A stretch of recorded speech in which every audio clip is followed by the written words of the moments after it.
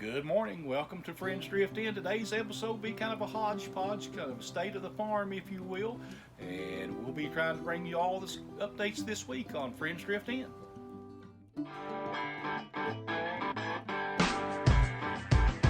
For old-fashioned recipes in your garden and needs, while sipping on Kentucky bourbon. You sit right back in your big red hat. We're taking rural back from the urban. Listen to the stories where Kentucky is proud. Share the giggles with all of your friends. You're all tuned in to Friends Drift Inn.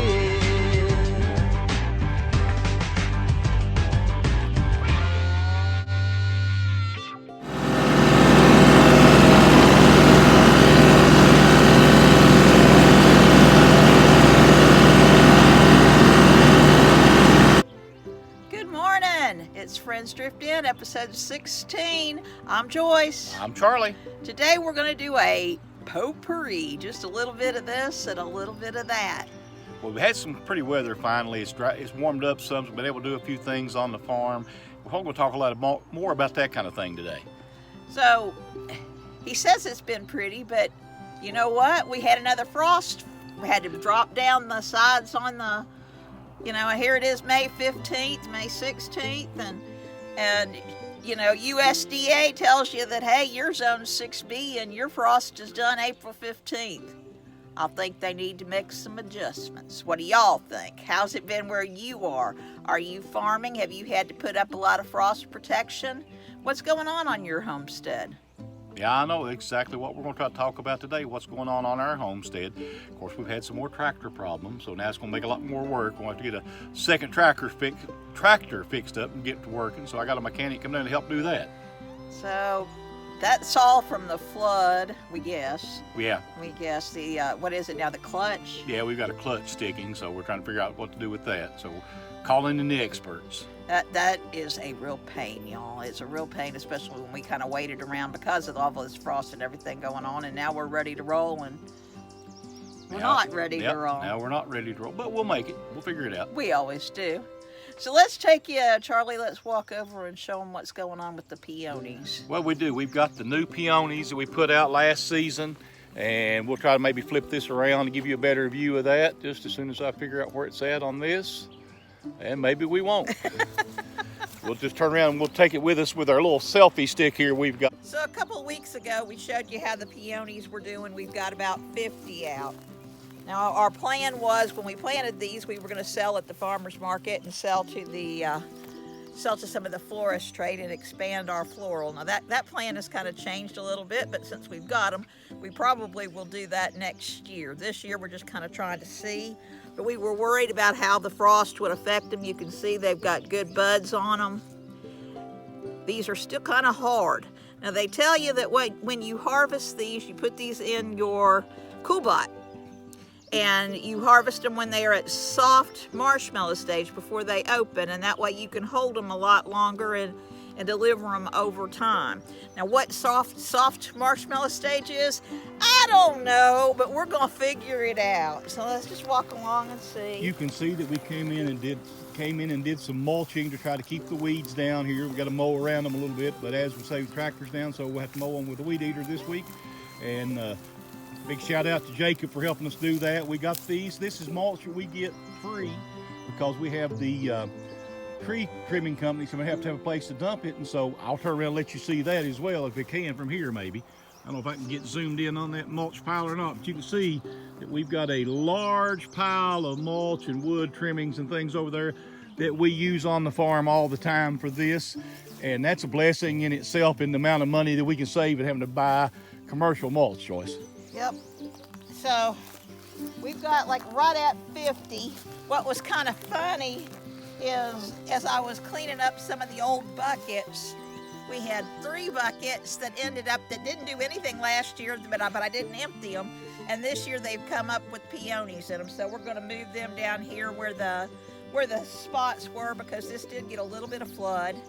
And but they've done magnificently. Truly, we haven't lost that many, and we're so blessed. Give you a look down the row here, as you can see. Maybe blow it up a little bit. You can see a lot of them down on the other end have got blooms on them as well. Peonies are perennials. So each year they will continue to grow and spread. So this is something that once you get it done, basically it's one and done. You don't have to fool with them too much other than keeping them mulched. They usually bloom. These are expected to bloom around Memorial Day. They were used a lot for Memorial Day decorations back during the Depression. I just love them. I think they're beautiful and they smell good. So that's where we're at with those. We'll do some retail sales on these as well as cut flowers in our storefront over in town. So that's one of the things we'll do with some of the other flowers. So here we are out kind of in the field. We got part of it plowed. We're not going to do the full 12 acres this year. It's just the two of us, and our pantry is pretty full. Basically, we're just doing enough to do some for sales and a little bit for our own canning, and of course what we do with our gourmet jams and jellies from Friends Drift Inn. Yes, ma'am. This field, we're going to do a lot of our vegetables and our vine crops in it. We'll probably put some peppers out here. We've got jalapenos, we've got Tabascos. We'll put our bell peppers in the greenhouse. We've got some cayenne peppers as well ready to go out. We'll put out some watermelons. We're going to do a Bradford Watermelon, which is Bradford Watermelon, and I'm going to drop a link down in the description about the history of the Bradford Watermelon. I first came across the Bradford Watermelon from seed collector Roger Wynn, who is legendary in the Southeast. Happened to be at a seed swap at Bill Best where he brought some Bradford watermelons. Supposedly one of the sweetest. And one of the things about the heirloom Bradford watermelons is they have a really thick rind. And if you've ever heard about watermelon pickles. Watermelon pickles, right? Watermelon pickles, you need a thick rind. You don't need that modern little thin line. You need a really thick line to make a watermelon pickle. So we're really excited to do the Bradford watermelons this year. But you know the thing that makes me the happiest? What's that? Cushaws! Cushaws! We'll be putting some of the Cushaws out here, and y'all, that's a big thing with me is Cushaws, Yeah. and you're going to hear me talking about that a lot. So one of the things that we're doing, you know, now it's springtime, you know, we're getting ready to run some more jam. Right. You know, we've got a big order coming out for some blueberry jam, and we want to take this minute to thank the people that have ordered online. Yes. Our gourmet jams and jellies, they come gift box. We want to thank you for that, and we want to thank you for the people that have come out to the shows. We've got a show coming up real shortly at 1st of June up in Winchester, Kentucky with Right. one of our clients. Yep, that's Full Circle Market in Winchester. We'll be there. If you're in the Winchester area, come by and see us. And Winchester, for y'all that don't know, that's real near Boonesboro, which is where Kentucky, one of the founding communities of Kentucky. So we're really excited to be up there. My people were part of the Boonesboro tribe, so kind of excited to go back. But Grandma would call it home. It's not home to me, but. Well, you know, of course, my family's been here for a little over 200 years. So, and the thing about it too is, if you don't know, this particular piece of land, it's not been my direct descendancy, but it is from one of my great uncles that settled on this piece of property, and it's full circle come back into the Pinson family. So that's kind of a thing that's neat for us. Joyce and I are also big into our genealogy and where we come from, and again, being part of these mountains is who we are. It is who we are. Yeah. In this field, we will have a lot of vine crops in it. We'll have some of our favorites, butternut squash. Butternut squash are really good. We'll drop some pictures of some of our butternut in there maybe. We also have another one, something I don't know if anybody knows, but it's called a Delicata. If you have not tried Delicata, you're foolish. You're foolish, you're foolish, you're foolish. You must have Delicata. They're small. They call them the Zeppelin is my favorite variety of the Delicata. It's long like a blimp. It's not very big. It's about 6-8 inches long on a good one. Yeah, it Maybe has a 3 beautiful inches around. fragrance. It can be, you can do it quick for a winter squash. Usually you have to cook them or do something to them. These are really easy. You can just slice them up. Don't even have to peel them. You can saute them. You can fry them. You can make them sweet. You can make them savory. Really good. Really good substitute for potatoes. My sister-in-law does a lot of it substituted instead of using potatoes because it has less carbs. So if you haven't finished out your garden or you got a little room for a few more vining, we really recommend Delicata and especially the Zeppelin right. variety. Go ahead. Yeah, I'm trying to think what else we get. Also, we're going to put in one of our favorite, the Burgess squash. Which is the hybrid of it is called Cha-Cha. It's a bonbon squash. Yeah. It's round like this and has a little button on the end. It's really good. Really sweet. Sweet, real high bricks. Easy to throw in the and if oven. If you're just two people, really good. You just cut the top off of them. You can stuff them with like a sausage or a hamburger and quinoa and cook them in the oven like that. And they make a really good two-person meal. And they don't take up a lot of room. They're not a really sprawling vine. So let's go take a look at some of our herbs.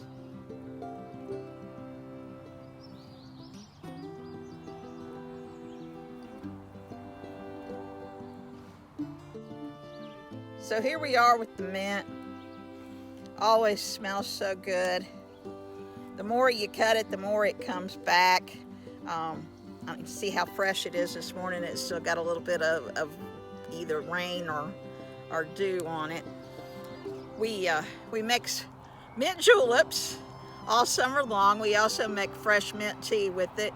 And this year I'm going to try to do some dehydrating. I have 3 Excalibur dehydrators, and we're going to try to see if we can dehydrate this down and maybe mix some dried leaves for tea and tinctures later on in the fall. So we'll see how that falls out.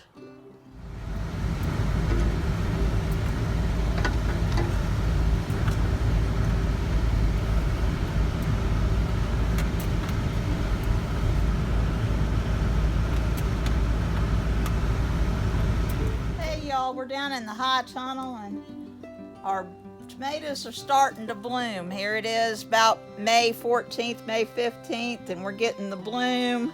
You can see that I'm 5'3", so you can see that they're I don't know, 4 foot maybe.